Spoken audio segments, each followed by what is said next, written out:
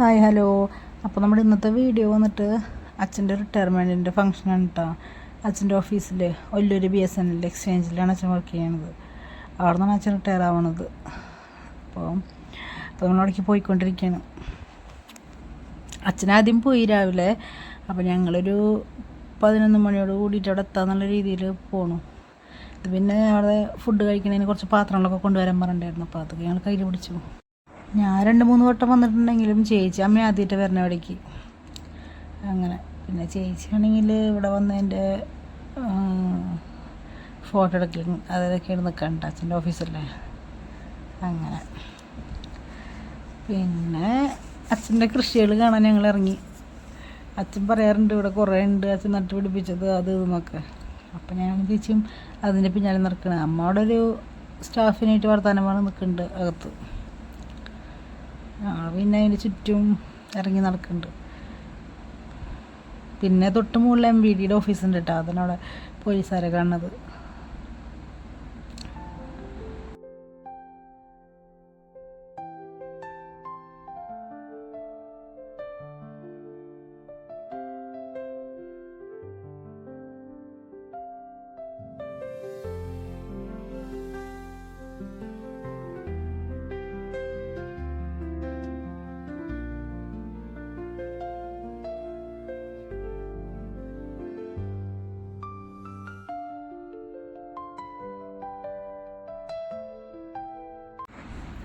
അങ്ങനെ പിന്നെ കുറച്ച് നേരം വെയിൽ കൊണ്ടപ്പോൾ ചേച്ചിക്ക് ക്ഷീണമായി.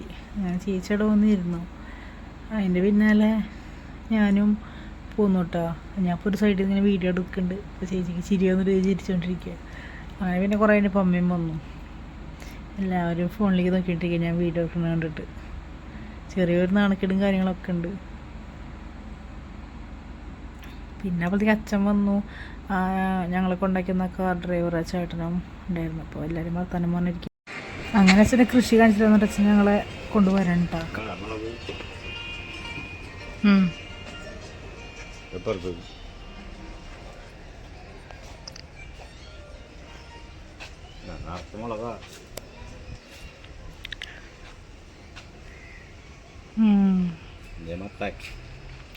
മത്തൻ പോയി പനിക്കൂർക്ക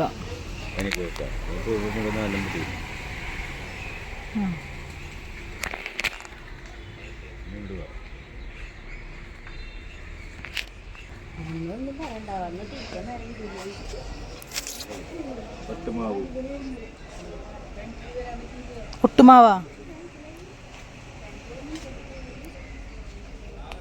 പിന്നെ നാരങ്ങ ഉണ്ടായിണ്ടോ? ഇഷ്ടമാതിരി ആരും കൊണ്ടോണ്ടേ എന്താ പഴുത്തട്ടോ നിങ്ങളെ അരിമ്പോട്ടി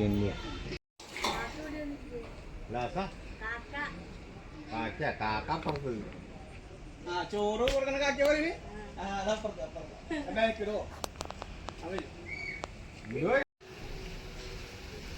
നിറച്ച പാപ്പക്കായ ഇവരോടെ മാത്രം. അങ്ങനെ പിന്നെ അച്ഛൻ ഞങ്ങളെ അച്ഛൻ കാക്കകൾക്കും അങ്ങനെ കിളികൾക്കും അണ്ണാനും എല്ലാവർക്കും കുറേ ഭക്ഷണം വീട്ടിൽ നിന്ന് കൊണ്ടുവരാറുണ്ട്. ചോറ് അതൊക്കെ ആയിട്ട്. അപ്പോൾ അതൊക്കെ ഇട്ട് തരുന്ന സ്ഥലം കാണിച്ചു തരുന്നതുകൊണ്ട് ഞങ്ങൾ പിന്നെ കൊണ്ടുപോകണം കേട്ടോ. പിന്നെ അതിനിടയിൽ അച്ഛൻ്റെ ഓഫീസിൻ്റെ ഒരു ഉള്ളുഭാഗം ഞങ്ങൾ കണ്ടപ്പോൾ ഫോണിൽ പകർത്തിയെന്നുള്ളൂ. പിന്നെ ഓഫീസിലത്തെ ഉള്ളിൽ എന്തൊക്കെയോ എനിക്കൊന്നും മനസ്സിലായില്ല. കിളികൾക്കും പിന്നെ എന്തൊക്കെ വരാച്ചാ ചോറ് ഉണ്ണാനായിട്ട് പിന്നെ ആരൊക്കെ വരാ? കിളികള്, കാക്ക വരും, മൈന വരും, മറ്റേ ഇതുണ്ടല്ലേ പൂത്താങ്കേരി, അത് കുരുവി, പിന്നെ അണ്ണാൻ, അങ്ങനെ കുറെ സാധനങ്ങളൊക്കെ വരും. പാമ്പ് വരുമോ? പാമ്പ് വരും. കാര്യം കൂടാ വേണ്ട മറ്റേ സാധനം തെങ്ങിന് മുകളിൽ എന്നിട്ടാ പീച്ചിങ്ങ. അങ്ങനെ പിന്നെ ചേച്ചി തിരിച്ച് നടന്നു കേട്ടോ. ഞാൻ വെച്ചിട്ടും ചേച്ചിയുടെ പിന്നാലെ നടന്നു. അപ്പോൾ അമ്മ പിന്നെ ഒരു ചേച്ചിയും അപ്പുറത്തെ എടുത്ത ചേച്ചിയുടെ അടുത്ത് വർത്തമാനം പറഞ്ഞ് നിൽക്കണ്ടായിരുന്നു. അങ്ങനെ നല്ല വെയിലും കൊണ്ടാണ് നിൽക്കണേ 2 പേരും, 2 അല്ല 3 പേരും, ഞാനും 4 പേരും. അങ്ങനെ പിന്നെ അവർ വർത്തമാനം പറഞ്ഞ് നിൽക്കുന്നുണ്ട്. അതിനിടയിൽ അച്ഛൻ വന്ന് എത്തിച്ച് നോക്കി പോയി ഞങ്ങളെ വിളിക്കാൻ വേണ്ടിയിട്ട്.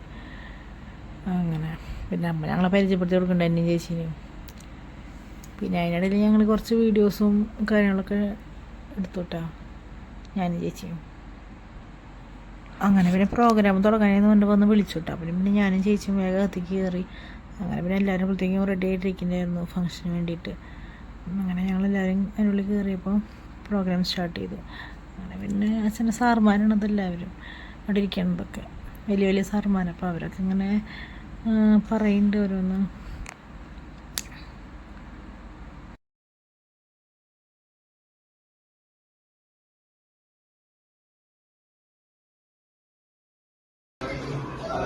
അദ്ദേഹത്തിന്റെ നിർമ്മാണങ്ങളായിട്ട് പ്രവർത്തിക്കുന്ന എല്ലാവർക്കും സാറിനും രാജേഷ് സാറിനും പ്ലീസ് സാറിനും നന്ദി പറയുന്നു. എല്ലാവർക്കും എല്ലാവരുടെ ആരോഗ്യ സൗകര്യങ്ങളും അച്ഛനോട് പേടിച്ചിട്ടായിരിക്കും കേട്ടാ. ഞങ്ങളത്തെ വീട്ടിൽ നിന്ന് ഇറങ്ങുമ്പോൾ തന്നെ പറയണ്ടായിരുന്നു എനിക്ക് ടെൻഷനുണ്ട് അവിടെ സാറിൻ്റെ മുമ്പിൽ ഇരിക്കാനായിട്ട് എന്നൊക്കെ. എന്നാലും എന്തൊക്കെ പറഞ്ഞൊപ്പിച്ചു.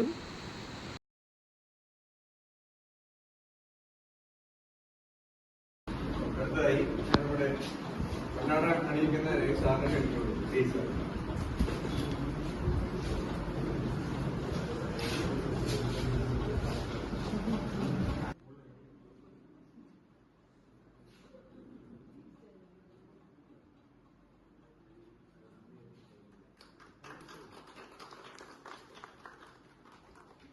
പൊന്നാട എണീക്കുമ്പോഴെ കോമഡി എന്താണെന്ന് വെച്ചിട്ടുണ്ടെങ്കിൽ പൊന്നാട പിടിച്ച് നിൽക്കണില്ല അച്ഛൻ എന്താ ചെയ്യേണ്ടതെന്ന് അറിയില്ല, ടെൻഷനിൽ.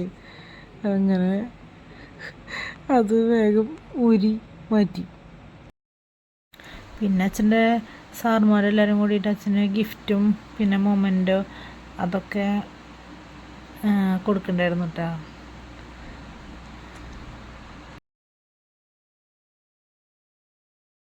പിന്നെ ഈ മൊമെൻറ്റോ കൊടുക്കുന്നത് അച്ഛൻ്റെ കൂടെ ഓഫീസിൽ വർക്ക് ചെയ്യണ ഒരു മാഡം കേട്ടോ. അടുത്ത അച്ഛൻ്റെ ക്ലോസ് ഫ്രണ്ടായ മാത്രമല്ല നിറയെ ഹെൽപ്പ് ചെയ്തിട്ടുള്ളൊരു സാറുണ്ട് അടുത്ത പ്രസംഗിക്കാൻ വരുന്നത്. നമുക്ക് അതിൻ്റെ വാക്കുകൾ കേൾക്കാം.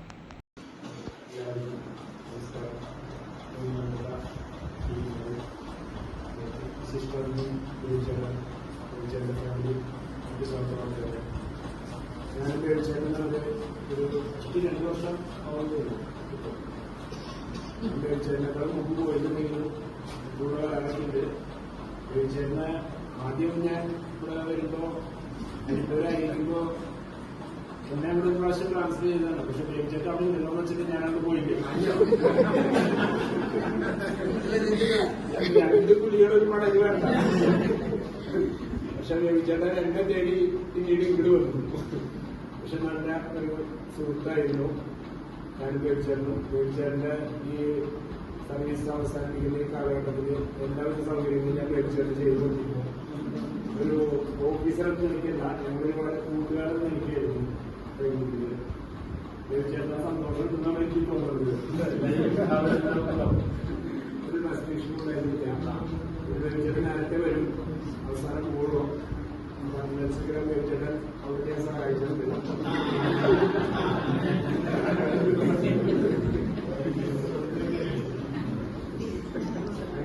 ഞാൻ പേടിച്ചേട്ടൻ കാര്യമായിട്ട് വാർത്തയൊന്നും കൊടുക്കാറില്ല. കാരണം സീനിയറായിട്ടുള്ള ഒരാളാണ്.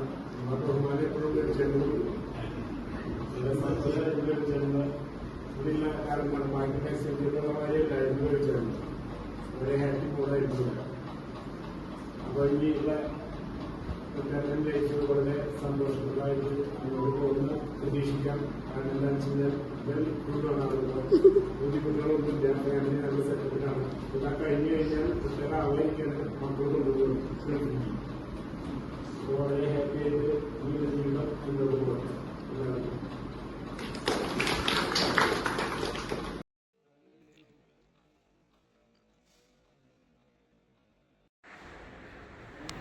പരിപാടി കഴിയുമ്പോൾ ഞങ്ങൾക്ക് വീട്ടിലേക്ക് വരേണ്ട തിക്കും തിരക്കായിട്ടാണ്. പിന്നെ ചേച്ചിക്കും ബോറടിച്ചിട്ടുണ്ടെങ്കിൽ എനിക്കും ബോറടിച്ചിട്ടുണ്ടെങ്കിൽ അമ്മ അങ്ങനെ ചേച്ചി വരൊന്ന് കാണിച്ചു കൂട്ടണത് ഞാൻ നോക്കിയിരിക്കുന്നുണ്ട്. അങ്ങനെ പിന്നെ അച്ഛൻ സാറുമാരുടെ കൂടെ ഇരുന്ന് ഭക്ഷണം കഴിക്കണ്ടായി. ഞങ്ങളൊക്കെ ആദ്യം കഴിച്ചു. അച്ഛൻ ഭക്ഷണം കഴിക്കാൻ സാറുമാരുടെ കൂടെ ഇരുന്നിട്ട്.